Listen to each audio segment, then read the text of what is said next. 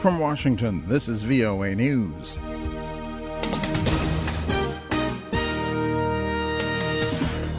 I'm Vincent Bruce reporting the United States Supreme Court will decide if same-sex couples have the right to marry under the U.S. Constitution.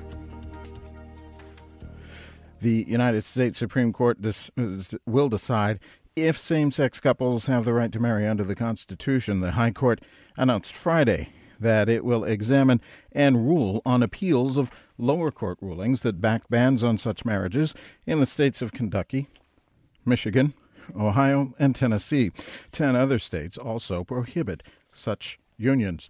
Last week, Florida became the 36th U.S. jurisdiction to issue marriage licenses to same-sex couples. The 9 high court justices will hear oral arguments in April, with a ruling expected in June. The United States and Britain say they will work together to prevent attacks by Islamic radicals and counter violent extremism as police across Europe arrest dozens of terrorist suspects. U.S. President Barack Obama said after meeting in Washington with British Prime Minister David Cameron that the U.S. continues to stand unequivocally with France and all of its partners on the threat of terrorism.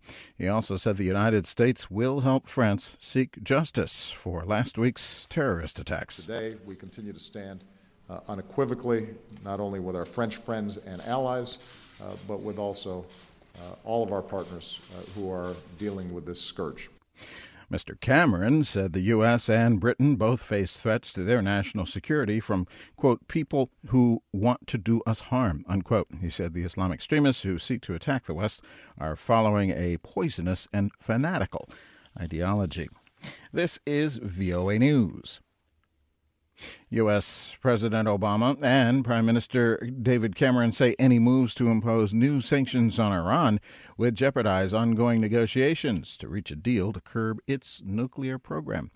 At a joint news conference after talks at the White House, Mr. Obama made clear to the U.S. Congress that he will veto any legislation that calls for new sanctions. Mr. Cameron said he also personally contacted some U.S. senators about the issue. On Iran, we remain absolutely committed to ensuring that Iran cannot develop a nuclear weapon.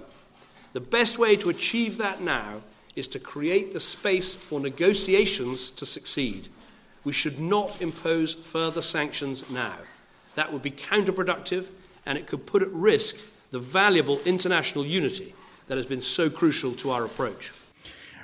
President Obama said he is requesting that lawmakers hold off for a few months to see if it is possible to resolve the Iran issue without resorting potentially to war. The U.S. Defense Department says several hundred U.S. troops will start moving to the Middle East in the next 4 to 6 weeks to help train moderate Syrian rebels to fight the Islamic State group. The program to train moderate Syrian rebels could involve about 1,000 U.S. trainers and support personnel moving into facilities in Turkey, Qatar, and Saudi Arabia that are still being prepared. A convoy of Chadian tanks and armored vehicles motored out of the capital Friday to help fight the Nigerian insurgent group Boko Haram. Chadian journalist Michael Didama told VOA's French to Africa service that he saw the convoy heading south. It was not clear if the troops might enter Boko Haram strongholds in northeastern Nigeria. Chad said earlier this week that it would support Cameroon, whose president, Paul Biya, had appealed for a coordinated international response to Boko Haram. Following news earlier in the week, Guinea had reported its lowest weekly total of new Ebola cases since mid-August. That country says schools will reopen on Monday. Schools have been closed for months in Guinea, Liberia, and Sierra Leone to halt transmission of the Ebola virus, which is spread through contact with bodily fluids. On Wednesday, the World Health Organization said Guinea had reported its lowest weekly total of new Ebola cases since the week ending August 17th. Similar declines were reported in Liberia and Sierra Leone, and the WHO said each of the 3 countries now has sufficient capacity to isolate and treat their parents. In stocks in the U.S., stocks were up across the board. On the NASDAQ, also the Dow. I'm Vincent Bruce, reporting from Washington. That's the latest world news from VOA.